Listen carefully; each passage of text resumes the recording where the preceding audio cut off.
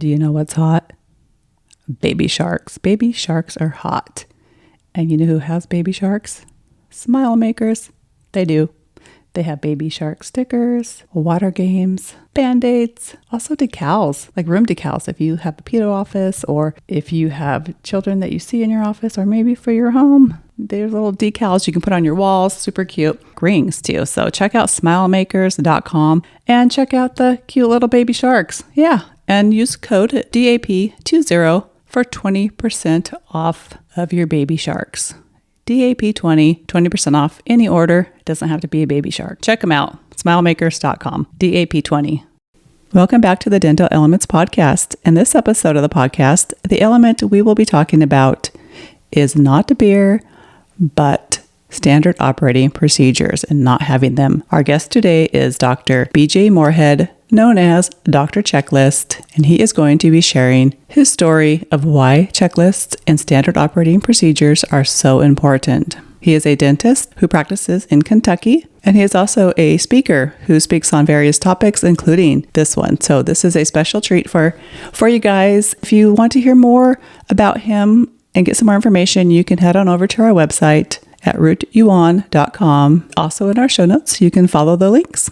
We hope you enjoy this episode and share the knowledge. Well, Cindy, back in 2009, I had an event that was life-altering, that made me change the way I looked at things. I had a patient that I was working on that day under IV sedation. He was 72 years old. I'd met him a week before. I mean, he was your ideal patient. He followed all the instructions, simple health history. He had put off work for decades and he came in, "Doc, you gotta help me. I'm just in so much pain. I can't take this anymore." And so we had him in that morning, got the IV started first stick. Vital signs looked perfect. And as I was watching the pulse oximeter, it started going lower and lower, but I've seen this plenty of times before. I tilted his head back like we're taught in basic life support, and I reached for the oxygen and turned it on. And it didn't come on. It did not come on. We were radios in the office. I radioed. I said, "Get the oxygen on quick." Somebody didn't turn it on. And it seemed like an eternity. And they come back on and say, "Doctor, all the tanks are empty." And the emergency oxygen was the same way. Long story short, I did what no one should do during an emergency. I panicked. And I started lashing out at my staff, which made things way worse.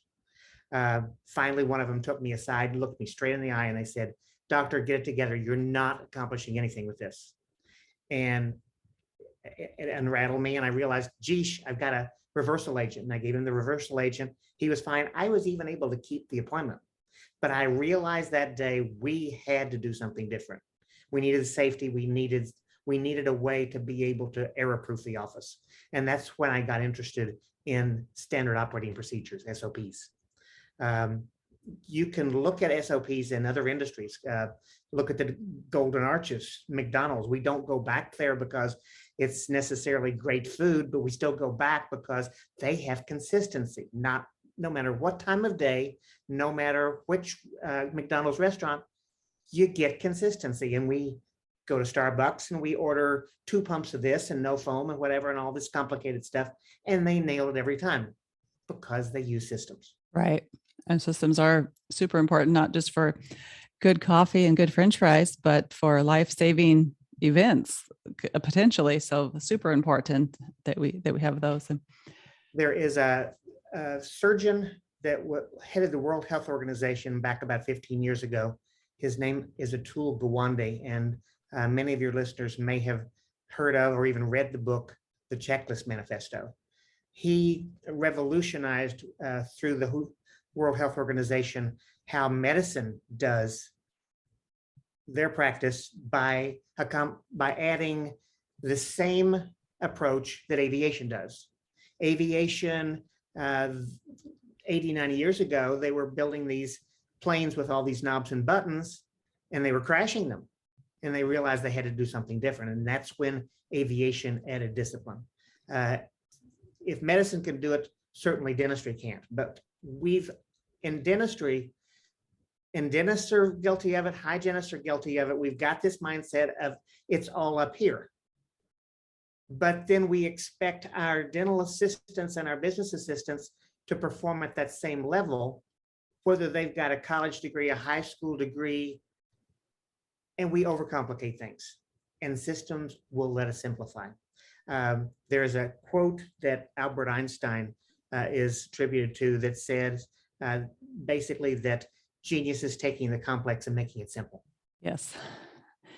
I like that for sure. Because yeah, it's not, if it doesn't work, if you can't understand it, if it's not simple, it's too much, especially for emergency situations. And well, not just for emergencies, because you to prevent emergencies. In offices, we make the same mistakes all the time.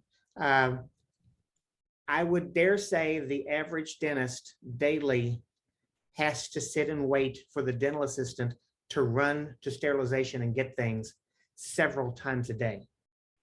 And that slows down things. It adds potential for errors. Just having a list that you can, let's say someone is not experienced, they've got a list and they learn to train more quickly.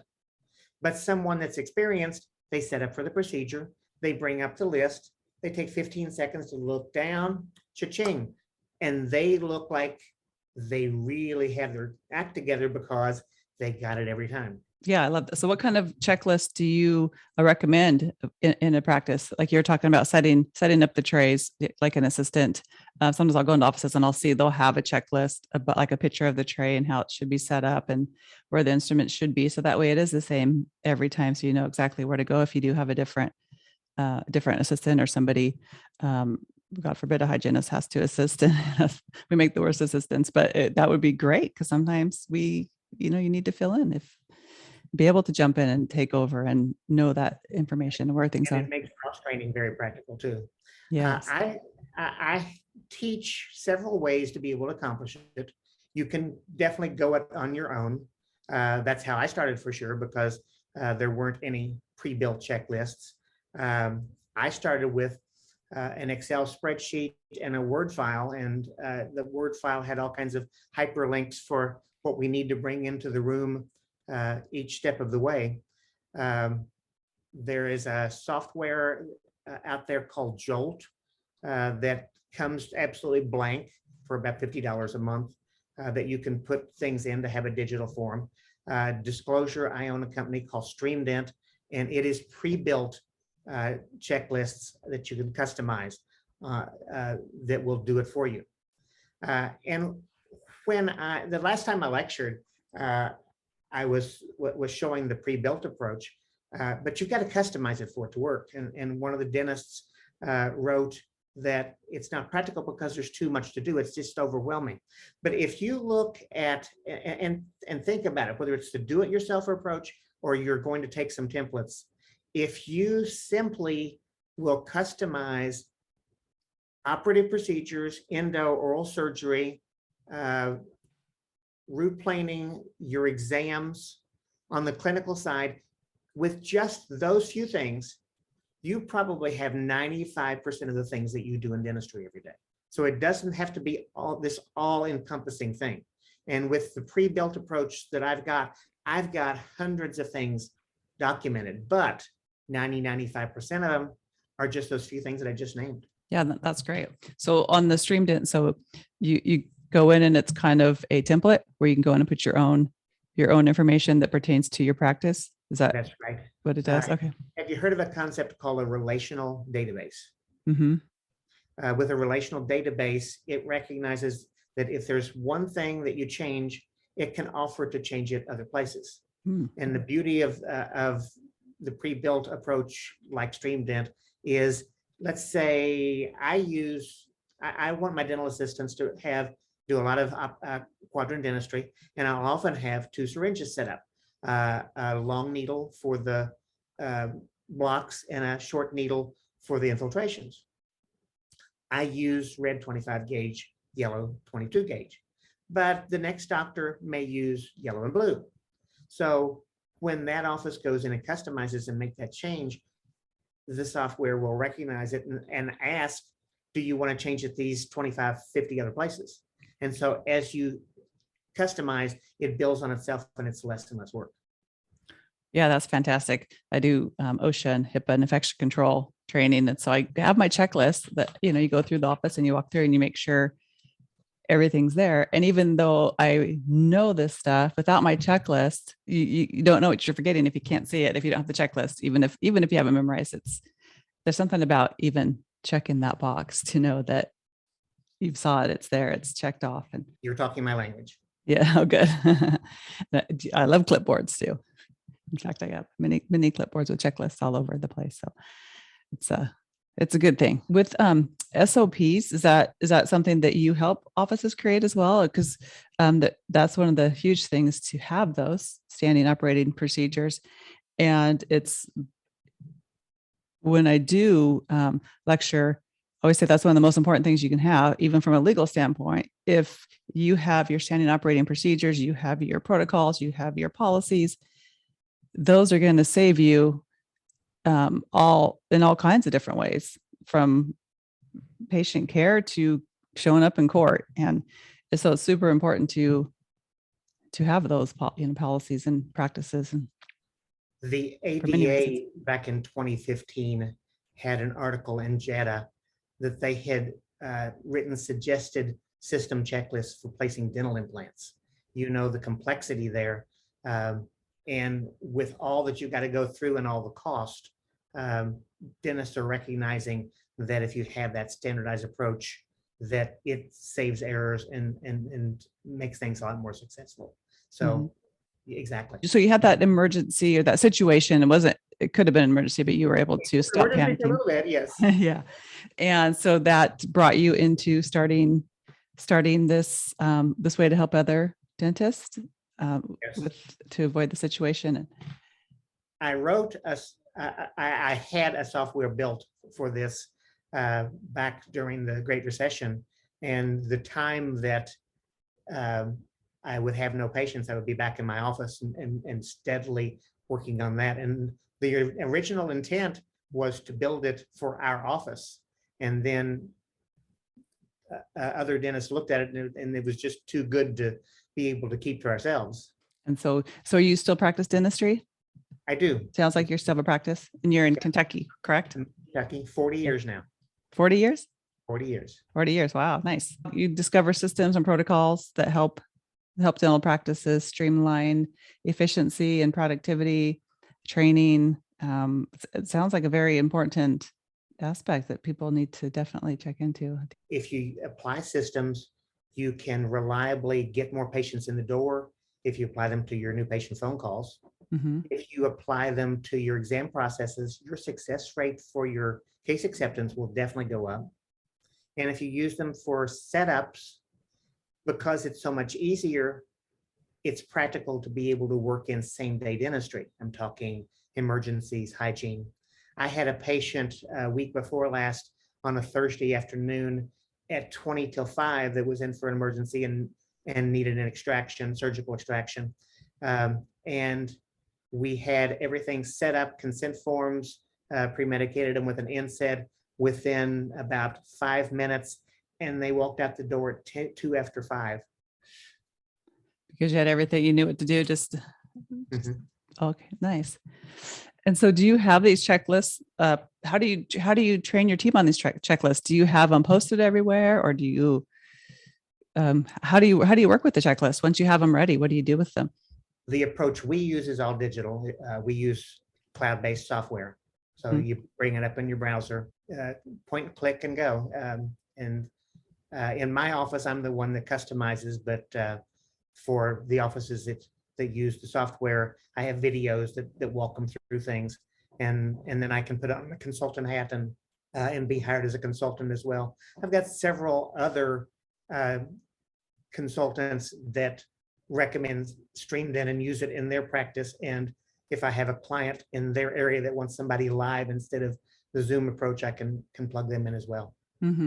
Yeah, no, I can see where this could definitely help a lot of practices. So definitely want to get the word out on this for sure. So I worked a lot with let's see, temporary employees, and I've attempted before too, and I've gone into an office where because everything's the same, but everything's different, in every office. Once you're in the mouth, you're fine. But before you get there, everything's a little bit different. The systems and processes, even simple as turning on the computer, turning on TV if they have that. And so one time I went into this office and there was a checklist in the cupboard. I was like, it was like a dream, like a temping hygienist dream to see exactly, seriously, how to turn on the TV, simple things, because so many buttons and cable and lights, and it just told you every question you needed to have. And I thought that's brilliant, because I've also worked with temps and had that they come in and ask you every 2 minutes how to do something as simple as turning on the TV. And so to have that, not only are they helping the person coming in, filling in, but they're helping the rest of the team not being disturbed all day long with these questions. And think about this one on the business office side. If you have a list of time codes pre-built, they can click in and be able, or look at them on paper and be able to look up things quickly. But how about the new business assistant that just started in your office, and they answer the phone and they get asked a question about, do you take my insurance? Typical is put them on hold, go run, and they're on hold for a minute, half minute, maybe a minute and a half, come back. But that goes on over and over again. And then even worse, someone calls and says, I've got a temporary crown off. What do you do? Well, if you build a list of FAQs and a list of special circumstances, and you have pre-answered how to handle that situation, then there's no put on hold. I mean, the temporary crown would be put them on hold, go back and ask the dentist, and 5 minutes later, you get back to the patient, right? But my team has that at their fingertips all the time. And if they get a question that's not in the list, you add it to the list. Yes. Because how many times you ask the same question?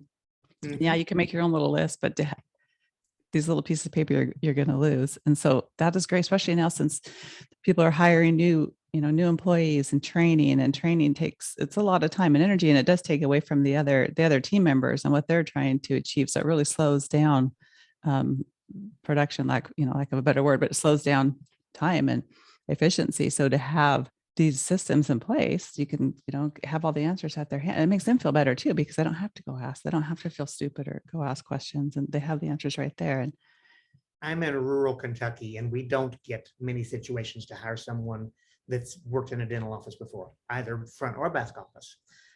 The industry standard for developing a competency, and I define competency as they know what they're doing, or they know how to be able to look it up on their own. The industry standard in dentistry is 3 to 6 months to accomplish competency. I can regularly accomplish it in both settings in 1 month, and have done it over and over again. And there's another bad thing about training team.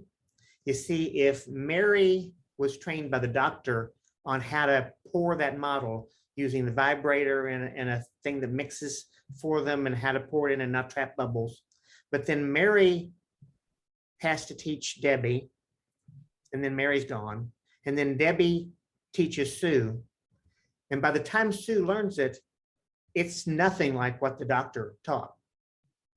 By using the systems approach, and ideally even some videos for things like that, then you get rid of the tribal training problem. Yes, and then calibration too. That's huge. So everybody is on the same page and talking the same language. Not the tribal training like you're talking about. So even with doctors and hygienists doing perio charting, if you have a system or a checklist of this is what this is going to be, we know what it is, but there's there's a variation between what some people think and otherwise. So if you have a list of what your breakdown is going to be for treatment, even the person answering the phone could ideally, not diagnose, but they could look in the patient's chart even and say, this is what it's going to be, because they have all the answers right there. I'm talking like doing perio treatment, things like that. They'll be able to see the perimeters of what is, if that makes any sense. It does. It's also amazing what you can accomplish to do a systemized approach if you pre-build some things. I use a lot of templates in writing clinical notes, to where my dental assistants can, a lot of the times, be able to finish 95% of my clinical notes, including paragraphs and paragraphs from a new patient exam, just by using templates. Yeah, those are likewise. They can treatment plan things. I use Dentrix practice management system, and we've pre-built buttons in the software, and it doesn't just put in that you're going to do, for instance, a partial denture. It puts in that you're going to take pre-op models. It's got a fake code for that. The actual charge for the partial denture, the charge for the procedure for the frame try-in, for the insertion, and for the adjustment. One click of a button, it's all in there and ready to prioritize. Yes, I love that. Just taking the time to set it up so you have the buttons correctly and have all those extra codes instead of just prep. Dentrix recommends 25 buttons. I think we've got 75. Oh, I love it. and that, yeah, the systems too, because then you have those buttons and then the person up front knows by the process and streamline how much time. So you're not always like, how much time does the doctor need? How much time do you need? You're going to know, you should know by the time you have it in the system and in the process, unless there's, something special, if you need extra time or something totally, it's always going to happen out of the norm. But I have dentists tell me, well, we don't have the time to be able to do that. We're too busy. You've probably heard Stephen Covey talk about sharpening the saw, going and chopping and chopping and chopping on the tree with a dull blade, and spending an hour not getting anything accomplished, and go sharpen the saw, and it's down in 5 minutes. There's a book that I love that's probably about 10 years old by an author named Rory, Rory Vaden, Vaden. It's called Take the Stairs. When he's lecturing, he shows a picture of a exercise studio, like a Planet Fitness or a LA Fitness kind of place. In LA, to get into the place, you go up an escalator. A fitness place, you go up an escalator. But he has several principles. He interviewed very successful people and came up with some principles. And one of them is short-term easy, long-term difficult. Short-term difficult, long-term easy. And it's the approach of sharpening the saw. If you make the time to get organized, build the system, you'll save so much time drastically. And the classic approach that he mentions is, if you get a new credit card and you go out and you go to the mall and you come out with all these bags of stuff, and then you go to the bar and you buy rounds of drinks for everybody over and over again, and you max out that credit card. Wow, short term, that was fantastic. But long term, you got to pay that thing off. And then by the opposite side, with compound interest, if you save a little bit at a time, long-term difficult. Go to retire, you got the long-term easy. Short-term difficult, long-term easy. So I encourage my audiences to apply that approach. Yes, I love it. And you're speaking my language when you're talking about sharp instruments. It's like, as a hygienist, there's nothing more time taxing than a dull instrument, and just being able to take the time, understand how important it is to take the time to sharpen. It really makes a huge difference in saving time in your body too. So definitely understand that. Yeah. So how can we find you, and what's the best way to reach you when we want to learn more about your program? If you're interested in me speaking, it's Dr. Moorhead, DrMoorhead.com. You can find information on my consulting there too, in hiring me to work with your practice. If you're interested with the software, it's StreamDent, like streamlined dentistry, StreamDent.com. And phone number for both is 502-509-1570. Okay, great. And we'll put these in the show notes as well. So that way listeners can go to the show notes and click on the links, and they'll take you right to your sites as well. No matter whether they want to do a pre-built approach or they want to do it themselves, make the time to do it today, guys. It pays off. For sure. Thank you so much. Thank you, Cindy. It's been a delight. Thank you. And now that we have discussed this ailment of SOPs, you can go ahead and crack that beer. And have a great day. Cheers.